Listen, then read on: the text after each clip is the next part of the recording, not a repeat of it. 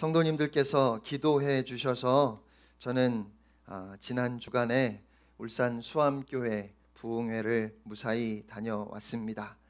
시간 기도해 주시고 또 함께 해 주신 성도님들께 감사드립니다. 오늘은 요한복음 9장에 관한 마지막 설교, 5번째 설교입니다. 코로나19 바이러스가 비말을 통해서 전파된다고 하지요. 비말은 기침이나 재채기를 할 때, 또 말을 할 때 우리 입에서 나오는 아주 미세한 물방울 형태의 침입니다. 그렇게 코로나19 바이러스가 주로 비말을 통해서 전파되는 것으로 알려지면서 남에게 침을 튀는 것은 물론 이전에도 그랬지만 특별히 최근에는 굉장히 조심해야 하는 행동이 되었습니다. 그 비말을 우리가 차단하기 위해서 마스크를 쓰는 거죠. 하지만 나에게 있어서 침은 굉장히 소중한 역할을 하는, 없어서는 안 되는 것입니다. 침은 우리가 음식을 섭취할 때 딱딱한 음식을 미끌미끌하게 해서 식도나 구강이 다치지 않도록 보호해주는 윤활유 역할을 합니다. 음식을 꼭꼭 씹지 않고 통째로 삼키면 식도나 구강에 상처를 낼 수 있습니다. 그래서 어른들이 천천히 꼭꼭 씹어서 먹으라고 그렇게 말씀을 하시나 봅니다.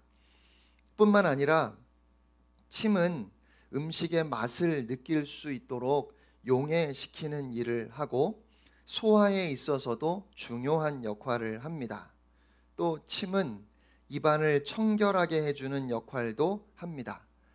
음식 찌꺼기가 입안에 남지 않도록 침은 더러운 것을 계속 씻어 내립니다. 우리가 잠을 자는 동안에는 침이 많이 분비되지 않기 때문에 그런 청소 역할이 미흡해서 입안에 박테리아가 늘어나고 냄새가 나게 되는 겁니다. 그리고 침은 충치나 잇몸 질환을 예방하고 입안에 생기는 상처를 빨리 아물게 합니다. 침은 살균 작용도 있는데 그래서 어른들이 모기에 물리면 침을 발랐습니다. 이렇게 과학적으로 증명된 침의 여러 기능 이외에 침은 방향을 결정하는 역할도 합니다. 어디로 가야 할지 도무지 알 수 없을 때 손바닥에 침을 뱉고 그 침을 검지와 중지로 세게 내려칩니다. 그러면 참 신기하게도 침이 우리가 가야 할 방향으로 날아가지요. 그리고 자기 소유임을 표시하기 위해서 침을 발라놓기도 합니다. 이렇게 침에는 다양한 기능이 있는데요. 오늘 본문을 보면 예수님께서 침으로 이해하기 어려운 행동을 하셨습니다. 많은 사람들이 오늘 본문 말씀을 보면서 예수님께서 왜 이렇게 기이한 행동을 하셨는지 그걸 이해해 보려고 애를 썼습니다. 예수님은 침을 사용하신 적이 몇 번 있습니다. 마가복음을 보면 듣지 못하고 말하지 못하는 사람을 고치실 때 손에 침을 뱉어서 그의 혀에 손을 대셨습니다. 또 다른 시각장애인을 고치실 때에는 눈에 침을 뱉으시고 안수하셔서 고치셨던 적도 있습니다. 하지만 그 모든 경우에 예수님의 침에는 어떤 특별한 효능이 있어서 그래서 주님이 침을 신비한 약으로 사용하신 것은 아닐 것 같습니다.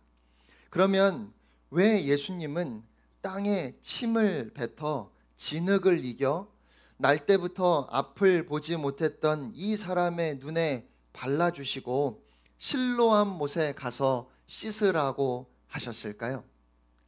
그가 주님이 시키신 그대로 했을 때 눈이 밝아져서 볼 수 있게 되었습니다. 그렇게 눈을 뜬 사람이 나중에 말했던 것처럼 날 때부터 눈먼 사람의 눈을 뜨게 한 것은 창세로부터 들어보지 못했던 놀라운 일이었습니다. 하나님의 분명한 기적입니다. 그런데요, 여러분, 그 장면을 한번 상상해 보시기 바랍니다. 저는 아무리 생각해 보아도 오늘 본문의 사건에서 예수님의 거룩하고 고상한 모습이 보여지지 않았습니다. 땅에 침을 뱉어서 진흙을 이겨 눈에 바르려면 도대체 얼마나 침을 뱉어야 했을까요? 그리고 그것을 예수님께서 손으로 반죽을 하셨습니다. 여러분, 자녀가 그런 행동을 했다면 아마 엄청 혼났을 겁니다. 그러니까 본문에 등장하는 이 사람이 앞을 볼 수 없었다는 것이 다행이다 싶을 만큼 예수님의 행동은 엽기적입니다. 주님은 그렇게 침을 뱉어서 이긴 진흙을 그 시각장애인의 눈에 바르셨습니다. 이 부분도 얼른 이해가 잘 안 됩니다. 웬만큼 접착력이 강하지 않고서는 그 흙의 무게 때문에라도 진흙이 눈에 붙어 있지 않을 겁니다. 아마도 눈에 바른 흙은 흘러내렸을 것이고, 그러니까 그 시각장애인은 아마도 진흙이 흘러내리거나 떨어지지 않도록 두 손으로 붙잡든지 아니면 고개를 이렇게 완전히 젖힌 채로 실로암 목까지 가야 하는 겁니다. 안 그래도 앞을 보지 못하는 사람에게 너무 힘들고 불편한 일입니다.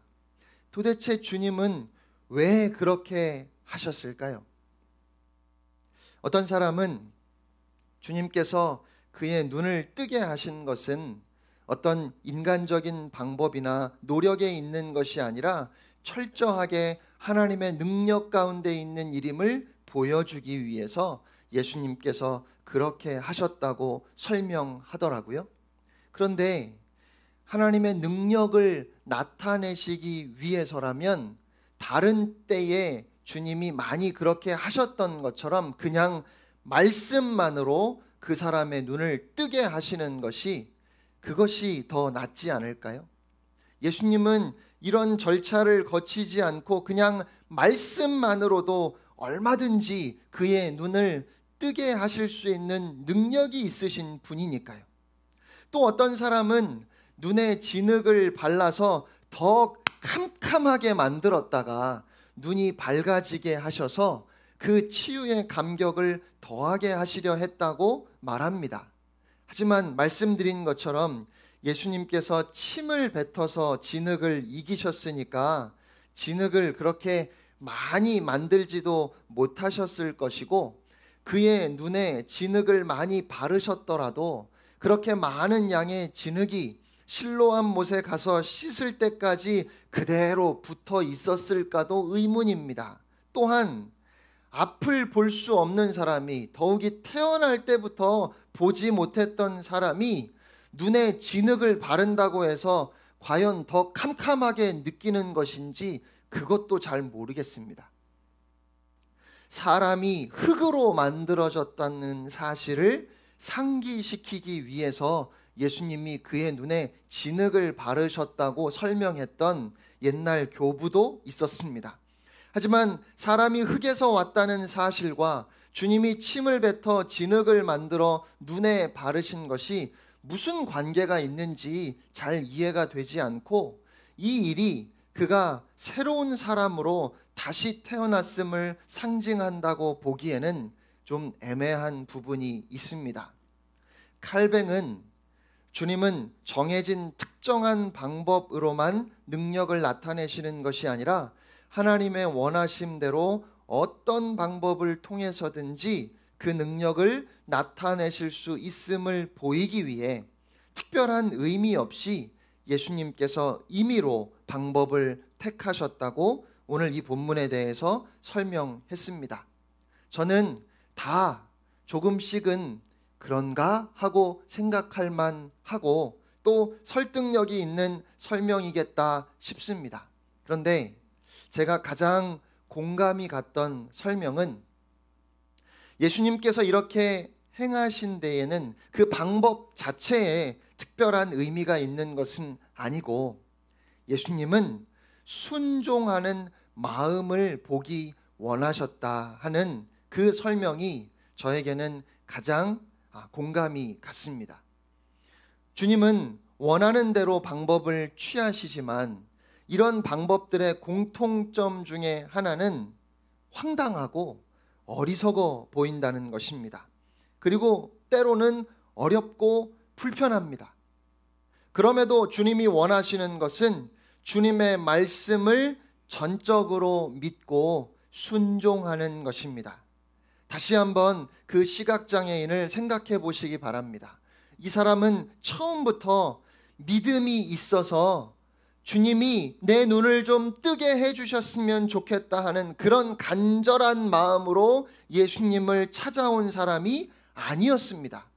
길을 가던 제자들이 이 사람에 대해서 예수님께 질문을 하는 바람에 갑자기 어떤 사건의 중심에 서게 되었습니다.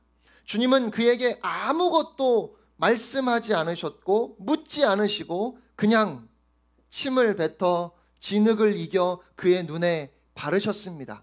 그리고 주님이 그렇게 하신 장소에서 실로암 연못까지가 얼마나 떨어져 있는지 그건 우리가 확실히 알 수 없지만 혹시 누군가가 혹은 제자들 중에 한 사람이 그 사람을 데리고 실로암 못까지 갔다 할지라도 앞을 못 보는 사람에게는 실로암 못까지 가는 일이 보통 불편하고 또 부담스러운 일이 아닙니다.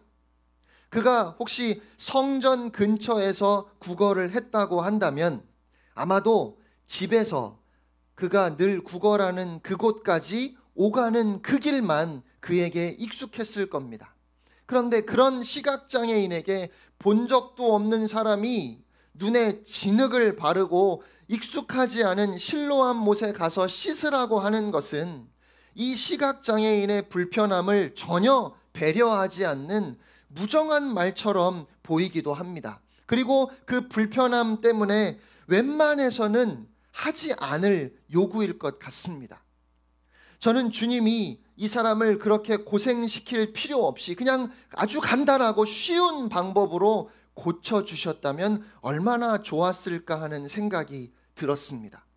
앞을 못 보는 사람이 그냥 걸어가는 것도 쉽지 않은데 연못까지 내려가야 한다면 제가 실로암 연못의 사진을 인터넷에서 찾아보았는데요. 한번 보여주실까요? 보시는 것처럼 계단이 아주 많습니다. 여러분 보시기에 오른쪽 사진을 보면 사람들이 보이는데요. 사람들이 계단을 내려가기에도 쉽지 않아 보이지요. 그러니까 그렇게 많은 계단을 내려가야 하는 겁니다. 그것도 눈에 진흙을 바르고 혹시라도 그 진흙이 떨어지지 않을까 조심조심 하면서 가야 하는 겁니다. 그래서 오늘 본문 7절에 실로암 못에 가서 씻으라 하시니 이에 가서 씻고 밝은 눈으로 왔더라 라는 이 짧은 말씀 안에는 꽤 긴 시간 이 시각장애인이 쩔쩔매면서 불편해했을 모습이 감추어져 있는 겁니다. 어쩌면 짜증이 났을지도 모르겠습니다. 나중에 그가 말하는 것을 보면 그는 자기에게 진흙을 눈에 발라주고 실로암 못에 가서 씻으라고 한 사람이 누구인지도 몰랐습니다.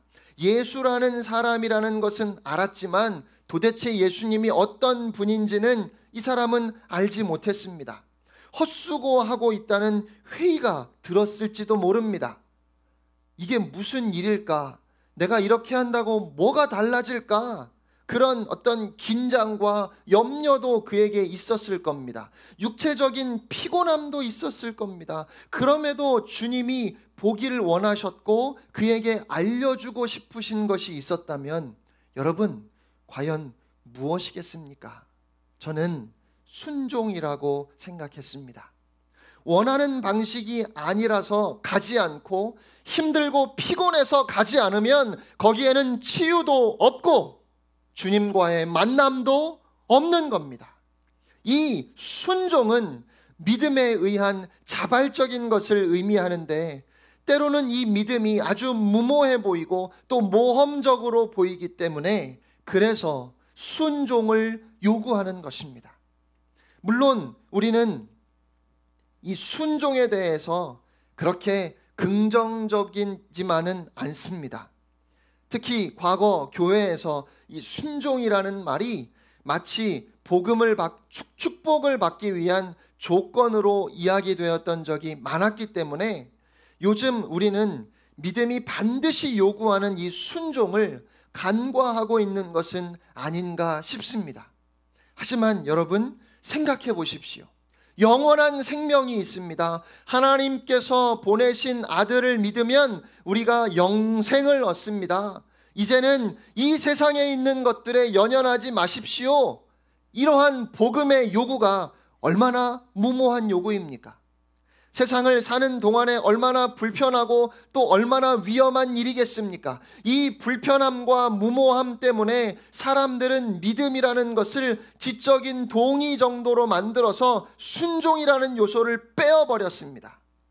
하나님을 믿는 것 그냥 믿져야 본전인 장사로 만들어버린 겁니다. 하지만 성경은 믿음은 반드시 순종을 요구한다고 말씀합니다.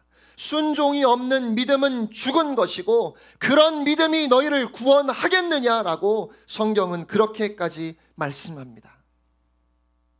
요한복음에는 주님의 기적이 딱 7가지만 기록되어 있는데요. 각각의 기적은 예수님이 어떤 분인가를 설명하기 위한 목적으로 기록되었습니다.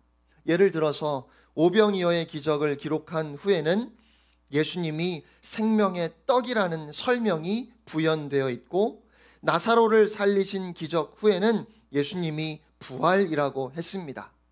베데스다 연못에서 38년 된 병자를 고치신 후에는 예수님이 생명이라고 했고 오늘 사건 후에는 예수님이 빛이라고 했습니다. 그리고 오늘 본문을 보면 요한은 특별히 실로암이라는 못의 이름이 보냄을 받았다 혹은 보냄을 받은 자라는 뜻임을 강조했습니다. 그렇다면 실로암은 하나님께 보내심을 받은 자, 예수님을 가리키고 그가 실로암에 가서 씻었다는 것은 그가 예수님께로 와서 예수님을 만남으로 그의 눈이 밝아졌다는 의미입니다. 그렇게 사도 요한이 이해한 대로라면 대단히 불편하고 힘든 일이었지만 그를 통하여서 예수님이 어떤 분이신지 또 주님을 가까이 하는 사람은 주님께 나아오는 사람은 주님을 만나는 사람은 어떻게 되는가를 증거하기 위해서 예수님은 이 시각장애인에게 실로암 못에 가서 눈을 씻고 오라 하신 것입니다. 저는 하나님께서 언제나 우리가 원하고 기대하는 방법으로 우리를 인도하지 않으신다고 생각합니다. 주님이 인도하시는 방법은 때로 침을 뱉어 이긴 흙을 눈에 바르는 것만큼이나 이해하기가 어렵고 앞을 보지 못하는 사람이 더듬어서 연못으로 내려가야 하는 것만큼이나 불편하고 또 힘들기도 합니다. 그냥 말씀만으로 눈을 뜨게 하실 수 있는 주님의 그 전능하신 능력을 생각할 때 이건 다 아주 불필요한 일들로 느껴지기도 하지요. 그러나 그 모든 일을 통해서 하나님께서 나타내시고자 하는 하나님께서 우리에게 알기를 원하시는 하나님의 뜻이 있기 때문에 우리가 감수해야 하는 모든 불필요해 보이는 힘든 일도 저는 사명이라고 믿습니다. 하나님께서 저와 여러분을 부르시는 방법은 아주 다양합니다. 아주 극적인 경우도 있고 내가 정말 믿은 것인가 싶을 만큼 아무 일 없이 평범한 경우도 있고 화가 날 만큼 바보스러워 보이는 경우도 있습니다. 하나님께서는 우리의 상상과 기대를 초월해서 역사하십니다. 하지만 이 모든 경우에 주님이 원하시는 것은 순종과 신뢰입니다. 물론 주님은 맹목적인 순종을 원하셔서 불필요한 것을 우리에게 요구하지는 않으실 겁니다. 우리의 아픔이나 우리의 고난에는 아랑곳하지 아니하시고 예수님께서 시키시는 대로 우리가 하는지 안 하는지 그것만 바라보시는 것은 아니라는 말이지요. 하나님이 하시는 일의 그 의도를 우리가 몰라서 그것이 불필요해 보이고 또 때로는 억지스러워 보일 뿐입니다. 주님이 다른 사람에게는 요구하신 적이 없었던 그 불편함을 이 시각장애인에게 요구하셔서 믿음의 무모함과 그럼에도 신뢰란 곧 순종을 의미한다는 것을, 예수 그리스도를 믿는 것이 이렇게 때로는 힘들고 불편해 보일지라도 그것이 곧 참 생명에 이르는 길이라는 것을 알려주시기 위해서 이와 같은 행동을 하셨다면 그 장애인에게 주어진 순종의 요구는 주님이 세상에 알리기를 원하신 것을 행하는 특별한 사명이었던 겁니다. 그러니까 다른 사람은 그냥 말씀만으로 고쳐주시고 왜 나에게는 이렇게 무리한 요구를 하시느냐고 따지거나 원망할 일이 아니라는 것입니다.